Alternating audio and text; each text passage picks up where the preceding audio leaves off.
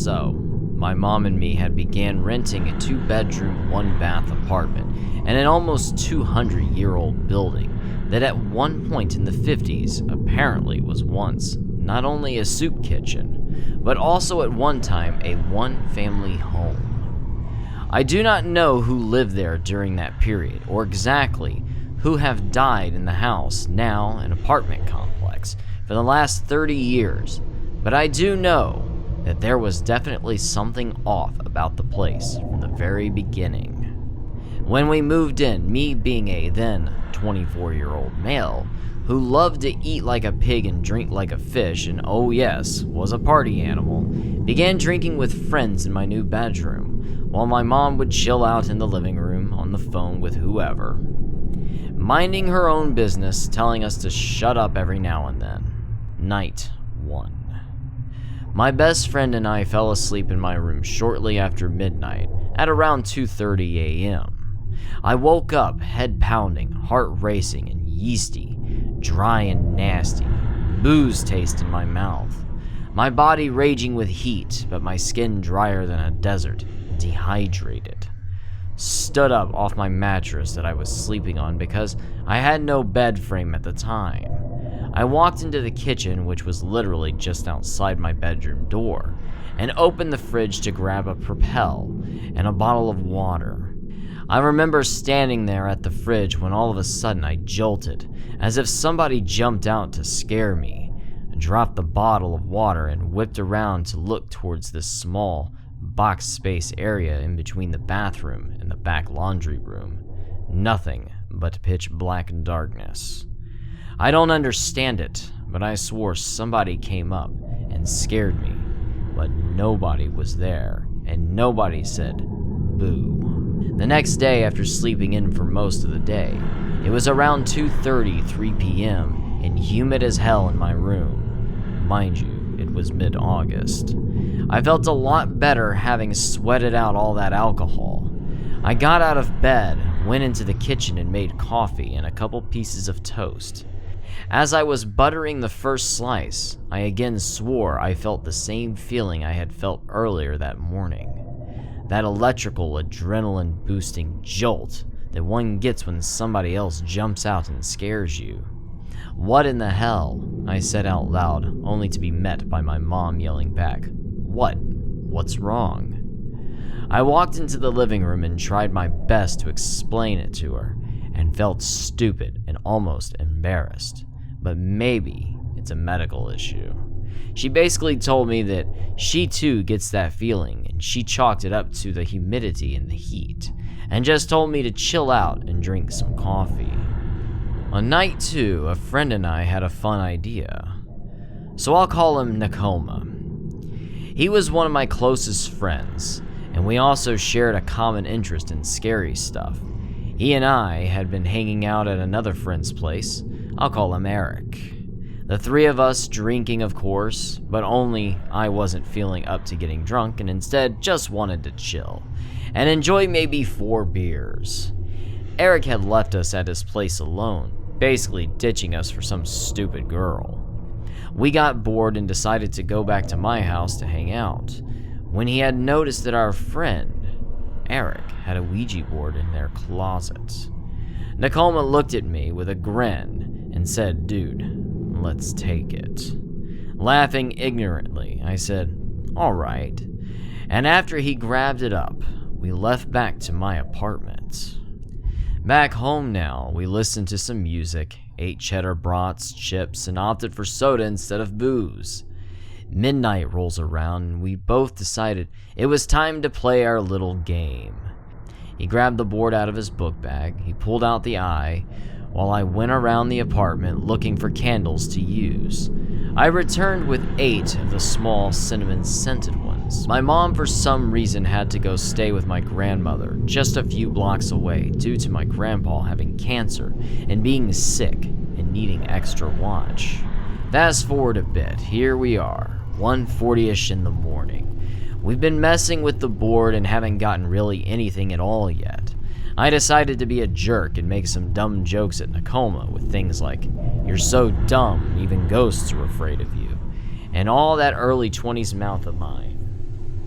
Of course, we both had what today's kids will apparently never have, a sense of humor.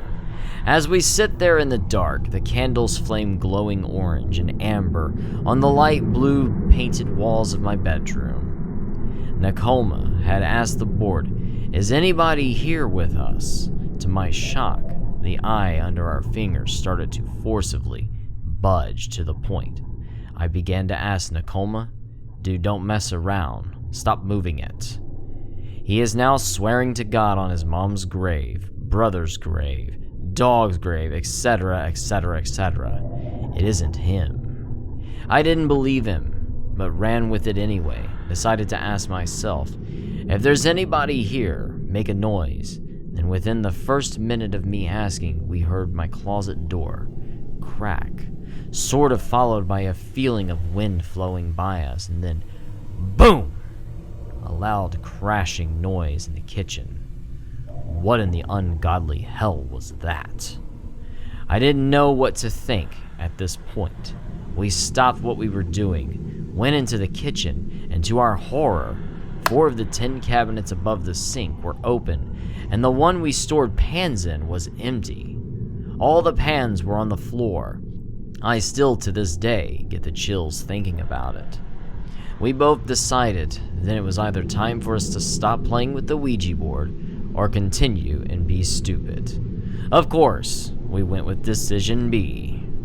After we put all the pans back, shut the cabinets, and turned every light in the apartment on, we went back into my room and began again. This time I wanted to ask the questions. My first question was, "What is your name?" The board began to spell out S-A-R-A-H.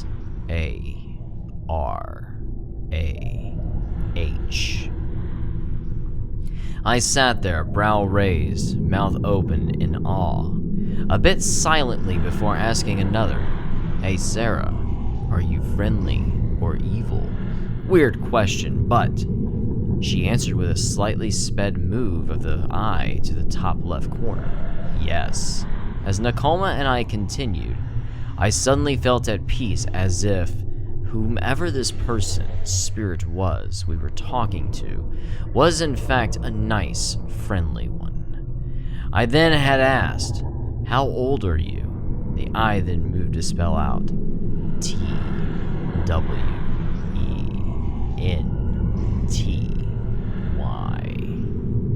But for some weird reason, then moved down to the numbers and went right to 9. 29. "How did you die, Sarah?" I asked. No response. I asked again, "Sarah, can you tell me what happened to you?" We then slowly but surely got ACCIDENT.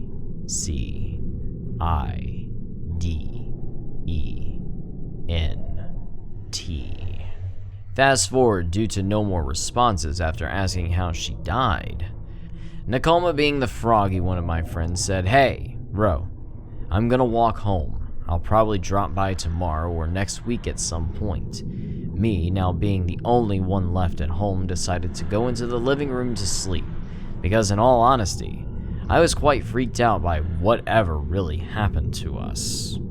On day 3, I couldn't shake it. After last night's ordeal with the Ouija board, I couldn't help but ask myself questions, and again, I wanted answers. I went into my room to find the Ouija board still there, on the carpet, at the foot of my mattress. Tonight, I'm gonna talk to Sarah, if she'll have me. On night 3, Mom was home, but again leaving to stay at my grandma's again, and I would be by myself the entire night once more. This night, though, was a chore night for me. Big hefty black garbage bag with those red plastic ties in one hand and the vacuum in the other. I was finally finished cleaning my room up. Dishes had already been done, and I now had a clean room. Mom had left, and I was beat from the cleaning. I had just finished when I decided it was time to sit and check Facebook and other stuff. Mom now being gone for around an hour or two, I plopped down on my mattress with my laptop, pop it on, and connect to Facebook. As I sat there responding to a friend's message, I started feeling giddy and wanted almost like I was addicted to get back on the board and finish what I started. I said, all right. I got it out of my old closet, candles lit, board in place, and of course, I'm keeping the light in the kitchen and my bedroom on with my bedroom door and closet door open. I began trying to talk to Miss Sarah. Sarah and I communicate once more. About 20 minutes now into the questions, Sarah comes through. As weird and as odd as this will seem, I can't help but say I felt relieved, happy, and almost like I was catching up with a girlfriend. Really crazy, I know. I felt so attached. First question for Sarah. Did you live here? Yes. Is it scary being dead? No. Then to my surprise, she said, my bed. Confused, asked, what do you mean? She responded with, my bed. Again confused and a little off-put, asked, I don't understand, Sarah. This is my bed, sort of laughing. My bed. Again she responds. Okay, well, it's my bed too, and we'll have to share it. Scary but cool, the I spells out H-A, H-A, H-A, H-A, etc., etc. I don't get it. It wouldn't stop repeating ha ha ha ha ha ha ha. Like what I just said either was amusing to her, or she was trying to scare me. Why are you laughing, Sarah? She responds. Y-O-U. Then spelled C-U-T-E. Whoa. Okay, meanwhile, I then felt oddly aroused and happy about this. I was in love with a ghost. My final question for Sarah out of curiosity. Can you show yourself? Yes. When will you show yourself? She then moved the I to what I thought was no. I even repeated the question 4 more times and it still said no, even after her saying yes to revealing herself to me. I was once again confused, but then I realized there's a picture of that moon underneath the word no. I asked her, do you mean moon? The I eerily spells out M-O-O-N-Y-E-S.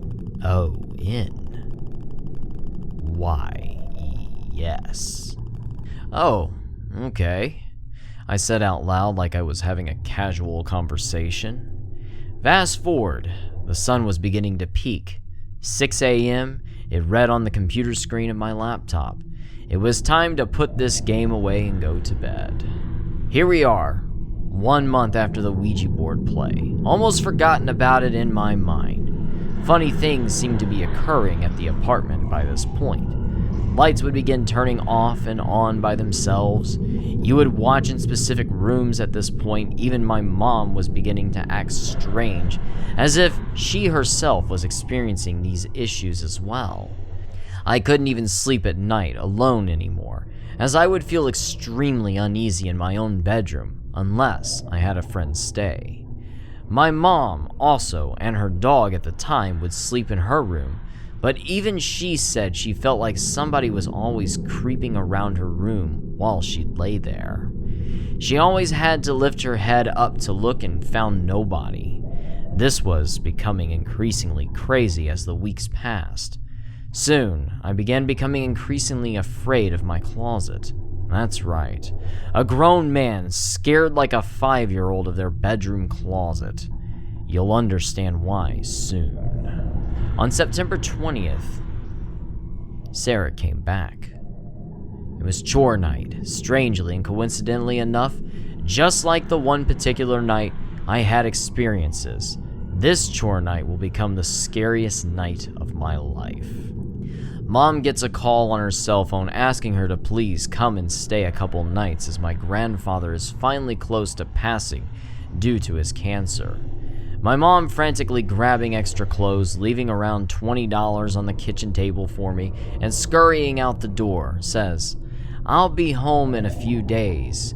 Keep the house clean, and if you have anybody stay, they are not allowed in the living room or my area." I told her in that snotty 20s mouthy tone, "Fine, cool, goodbye, go, whatever, etc., annoyingly, of course. Mom's gone now, and I wanted to actually go to bed. I was extremely tired. Bedroom and closet door hanging open. Kitchen lights still lit. Closet lights on as well. But my bedroom and the rest of the house were dark. Lying there on my mattress, laptop in close light, and some light from the kitchen shining into my room through a crack, I immediately felt extreme fear. Click. Out goes the kitchen light, and just as sudden, out goes the closet light, as if it had burned out. There in the dark, in front of the black shadowed opening of the closet, stands a small, skinny woman staring directly at me. She was blue, glowing, like a gown or dress. I couldn't tell. Brownish, blonde hair, but it appeared very transparent and squiggly. Ashy gray appearance. Face appeared blurred and not real. I screamed like a little kid screams, having a horrid nightmare. I immediately felt a hot flash and the worst fear I had ever felt in my life. I didn't know what to do. All she did was stand there, blocking my way out. She seemed to be almost picture-like for how still she was. I couldn't look away no matter how scary she was. This can't be happening, I thought. And I looked at the window and took a fight-or-flight leap through the screen. Literally jumped through the screen, busting it out, and landed on my hands like I was doing a dive into a pool. In my boxers, I back away from the window. An apartment, out in the yard, windy due to an approaching thunderstorm that was to hit that night. I looked in the window quietly. She was still there. I know I'm not hallucinating, and I wasn't dreaming. This is real. I saw what appeared to be a blue glowing moving object in the room before finally vanishing. I wasn't having it. I crossed the street to a neighbor's who was practically family to us when I was a kid, my mom's ex-husband's brother. He opened the door and looked at me in shock. "Why are you in your boxers?" I told him the story and he gave me a confused but worried look like maybe somebody broke in and I woke up in time to catch them and got scared.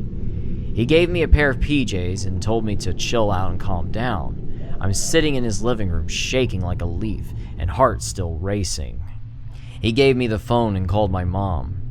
She arranged that my brother drop in and pick me up. He finally arrives and laughs it off like a big joke. He insists we go in the apartment and grab me some clothes to stay with him at his place until Mom comes home in 2 days. As we enter, me still in panic mode, we flip on the kitchen light and we instantly hear what sounds like stuff being knocked over, tossed, rummaged through, coming from my bedroom. He, being Mr. Tough Tony, kicks my bedroom door in thinking there's an intruder and nope, nobody. My room trashed, table knocked over, laptop still on the bed but closed, closet door shut now. I didn't shut it. He notices the window still open, so he jets outside to catch the intruder. Nobody. I told him what I saw, and he shook it off like, okay, well, I'll call the police and see what they say. I insisted he just shut up, and we go to his place. The rest of the night was quiet and fine. I woke up after being asleep on his couch. I checked the stove to see, 5:30 a.m., and decided to go outside for a cigarette. I lighted up, inhale, and exhale the smog, poisoning my lungs daily to notice that it's a full moon. Thoughts began to race again in remembrance of what the last thing Sarah said to me on the Ouija board. Fast forward to last time to October, on a nice 70-degree day, beer in hand and grilling with my mom, brother, and our neighbor, whom had also experienced paranormal activity in our apartment, right next door as well, except we didn't know this until she told us this day. My brother and I were drinking and grilling, Mom drinking tea and smoking with our neighbor, Debbie chit-chatting about random stuff, but my mom remembers laughing and making fun of the ghost I saw in the apartment when Debbie didn't laugh or smirk, but put her head down. She then looked at my mom and said, "I don't doubt it." My mom was shocked. Debbie then proceeded to tell her in front of me and my brother that every single night at around 2 a.m., she can clearly and with clarity hear a child laughing and running in and out of her living room. My mom then told Debbie that she thought I was just making it all up. Debbie then says something that I'll remember far more than Sarah's appearance. Debbie says, "The man that lives upstairs has had to have the police called on him a few times for freaking out about a woman who climbs into bed with him at specific times on specific nights. Sarah is real." Here is a photo of my old apartment, the entire complex. The bottom left you see a small concrete porch with a window and some stuff on it. That was my mom and I's place. I mentioned the man upstairs in the story and Debbie, our neighbors while we lived here. The man lived in the apartment where the 3 windows are, and Debbie, just below that, with the larger porch. That center door led into the hallway that led to the upstairs apartments. The man in my story was labeled schizophrenic long before we moved in, and we barely ever talked to him or seen him. But hearing how Debbie told us he would awake to a woman in his bed on occasion, and the police had to be called on him before freaking out upstairs. That says a lot to me that maybe he really isn't. I once drank a few beers outside with him and my friends there, but have never really had deep conversation with the guy. And by the way, that small porch we'd sit on and drink, and across the road is a park. Here is also a quick sketch of what I remember seeing that night.